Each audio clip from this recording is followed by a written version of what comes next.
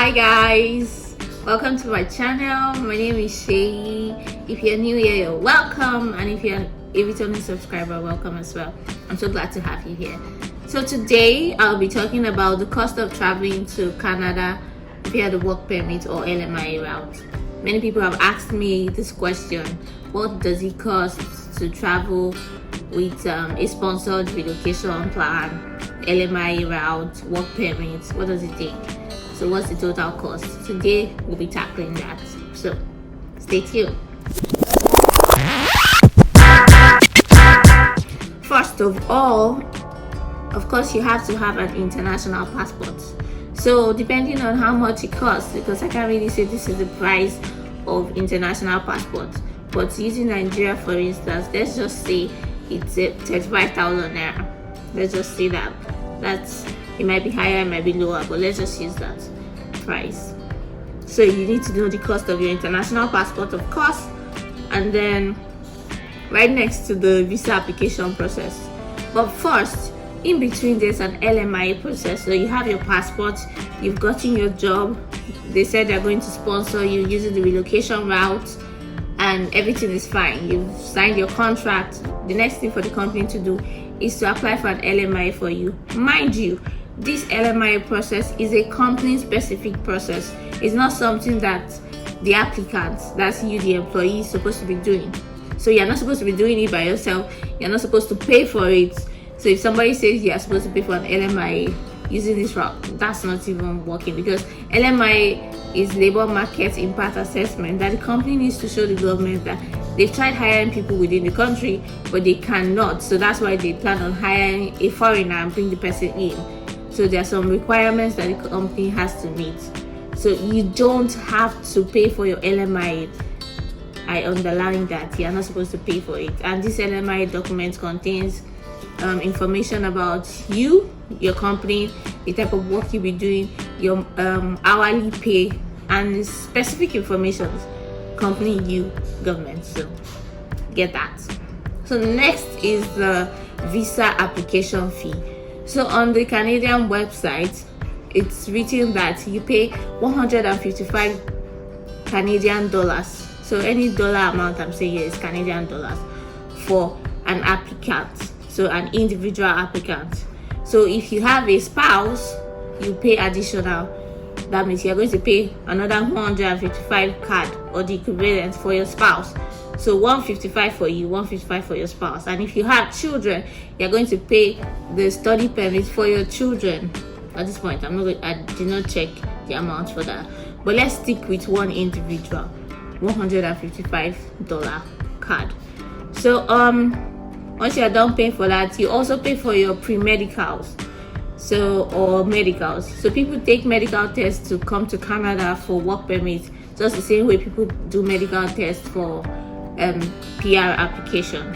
So if you do your pre-medicals, I'm going to drop a link below to show where you can do your medicals in Nigeria, but you can also use that link to search for your country, and then it will show you designated places where you can do your medicals. But for Nigeria, it's 40,000 naira per person. That was in the hospitals that we used. There were like two options. There was IOM and there was QLAD, something like that. So it was 40,000 naira per person when I did mine. Then you move to the police reports. You have to show police reports for, from your country. And for people that have lived in several countries, for instance, for longer than 6 months, you have to show police reports for each of those places where you stayed. So for me, it was just Nigeria, so I had to show police reports for just Nigeria. And I did that for 7,500 naira per person. So 7,500, I don't know the amount right now, but that was the amount I did, 7,500. So right next to the biometrics fees, so you can pay this together with your visa application fee, but it is, at the time of recording this video, it is $85 for a person. Remember, the dollar we're talking about is Canadian dollars. But if you are applying as a family, you get a family rate for 2 or more people, you're going to pay $170. But the requirement is that all of you have to go at once to do the biometrics. It's not like you're registering for biometrics for somebody today and the other person is doing tomorrow. You all have to go at once, like register at once, book your appointment together, and that's when the family rate covers you. Then there's a group rate. So for a group of performing artists, this was specifically mentioned on the website, of 3 or more persons coming to Canada and wants to do biometric, they can pay $255 per group. So for the group, just $255. So note that the biometrics fee covers collecting fingerprints and a digital photo, moving your documents between visa centers and VACs where you give your biometrics. So most times the location where you give your biometrics is the same location you send your passport to when it's requested for. But if you don't want to send it to that location, let's assume you initially did your biometrics in Lagos and you want to send your passport to Abuja, because you did not do your biometrics in Abuja, you might have to pay this fee again. Like they'll give you additional fees to pay to handle that. It's not like it's not possible, but unlike somebody that did their biometrics in Lagos and is sending their passport to Lagos, they'll just pay that, they'll just send it directly. But if you want in another center, you have to pay additional amounts that will be listed on their website. Okay, and then the next one is the DHL or courier to send your passport. So at this point, you're done applying for your visa, for work permit, you're done with everything biometrics, you've submitted your police report, you submitted your medicals, everything is passed, and now they're requesting to stamp your passport. Send your passport to us, let's stamp it and conclude this process. So at this point, you might have to use DHL or courier to send your passport back to the VAC office, the visa application center that you use where you did your biometrics. So this costs might differ from individual depending on how close you are to the office you are sending. If you are living in Ibadan, you most likely have to pay more to send it to the Lagos office than somebody living in Lagos. So I can't really put a price to that, but maybe let's just say 2.5. Let's just add it as 2.5. But that's not a standard price, that is dependent on your location and where you're sending it to, just same way you courier things. So the final step here, maybe not the final, is when you are paying for the courier service to receive passport after it's stamped with visa. So this is when you sent your passport to VAC. Excuse me. You sent your passport to VAC, they stamped it, they're sending it back to you. So the cost of moving it across their centers is this courier service you're paying for. Oh, actually no, because I mentioned earlier that the cost of moving it across their centers is part of your biometrics fee. So this cost is just sending it back to you from the VFS office or VAC office once they've approved or stamped your passport. So this price here is defined by the Canadian government, and the exchange rate is determined by the Canadian government. So the new services charge began effective from November 1st, 2021. So as when I was recording this, I checked the website for VAC, and one-way courier per package is $50.90 in card, and its equivalent is 16,800 naira. So that's for Nigeria, but if you check their website, you can always see what's applicable to different countries and location. So 16,800 naira per person, and that's one way package. So they're sending it from the office to you.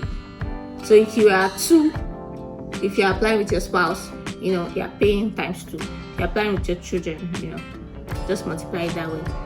So finally, you've gotten your passport. Yay! Congratulations. The next thing for you to do now is book your flight and get accommodation, of course. So we're still going to include this in the cost because you have not gotten to the final destination yet. So book your flight. So I tried checking website, and the cheapest flight I could get, booking for a month away and a one-stop passenger economy flight from Lagos to Toronto Pearson, it was about $700.